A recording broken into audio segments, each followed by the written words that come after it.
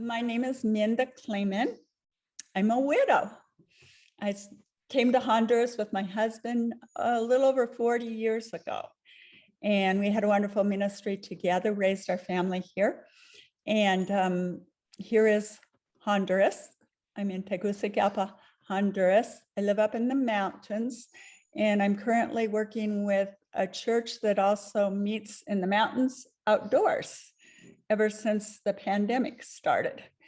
I work with children's ministries. I help to organize the Sunday school. I also usually end up teaching a class, which I really love.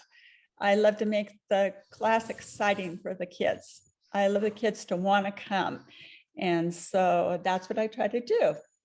And then I also work in a ladies' Bible study. And it's turned out kind of gone into a discipleship group as the ladies are growing. And then besides that, I just, whatever the Lord has for me to do each day, I try to do that, try to let him lead me. It could be distributing food. It could be talking to neighbors out on the street. Sometimes I end up taking somebody to the hospital, just whatever. And then 2 days a week, I'm a grandma. And I have my granddaughter here for 2 days a week. So that's a little bit about what I do. One day we were having church on my patio at that particular time because we didn't have a place to meet and we were really crowded, but there were 3 gals that were coming to church and they had families. And so one day I just kind of approached them. I said, would you guys like to get together to meet and have prayer? And they said, oh yeah, we'd love that, And so I got them together. And of course, they were just quiet like little church mice at the first meeting and everything. Nobody would pray, only me. And so it was, I thought, well, I don't know how this is going to go. But at the end of the meeting, one of the gals said, what we really need is to study the Bible together as women. And so I said, oh, well, we can do that, And so I started a Bible study. And with 3, and the group has grown. And we have about 10 or 11 ladies. It's really turned into more of discipleship now with the ladies that have been around for a while.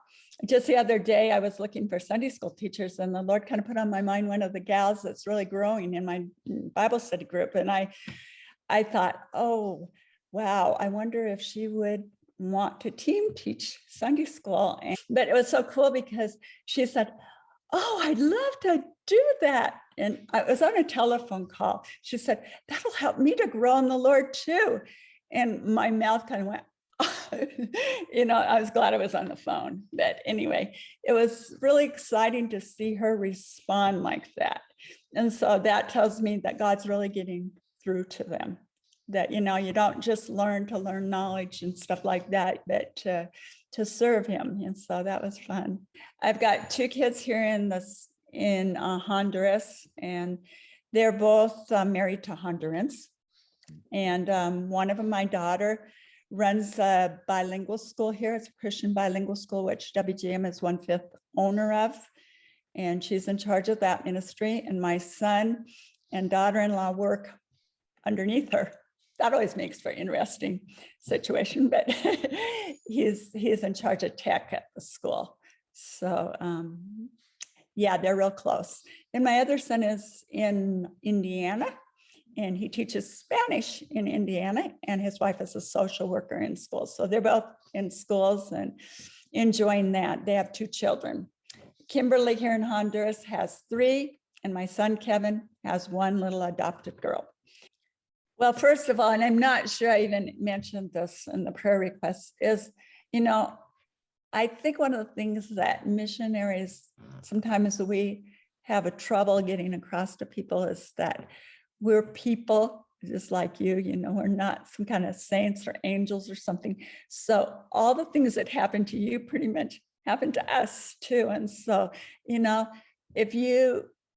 if all of you could think of missionaries, like if you have a frustrating day and you get blocked out of a website on the computer, remember missionaries do too. If you get up in the morning, you have a flat tire, missionaries do too. And sometimes it's more complicated here to get things fixed and to handle those kind of things than it is maybe where you live.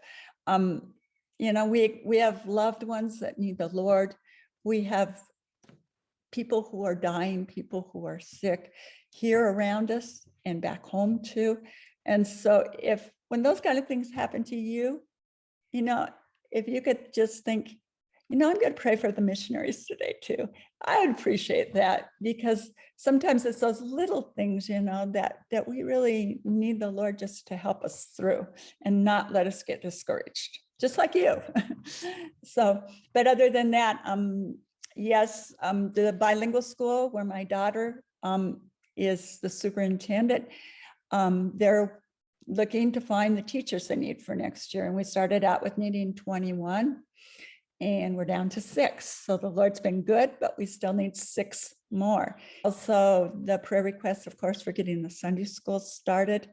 We need teachers. So we need materials. We need some furniture. So that Lord would just provide all those things and work it all out so that maybe by the end of May, we can be actually having classes in person.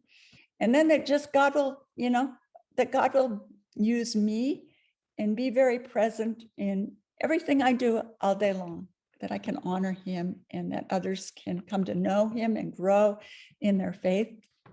I just really want to thank all of you. Thank you for sticking with me. For some of you have been with me since the beginning. And I think 40 years ago, wow, you've prayed for me and given, and thank you to those who have come along during the journey and have begun to pray and to give of your finances and to show me love in so many ways. I know when we have the Evangelical Women's Missionary Conference, the last one at least was at East Vancouver Church. And I remember how good the people were to us as missionaries. And thank you for all the things you do to encourage us and to help us. And the Lord sees all those things and he uses them for his honor and glory. So thanks again.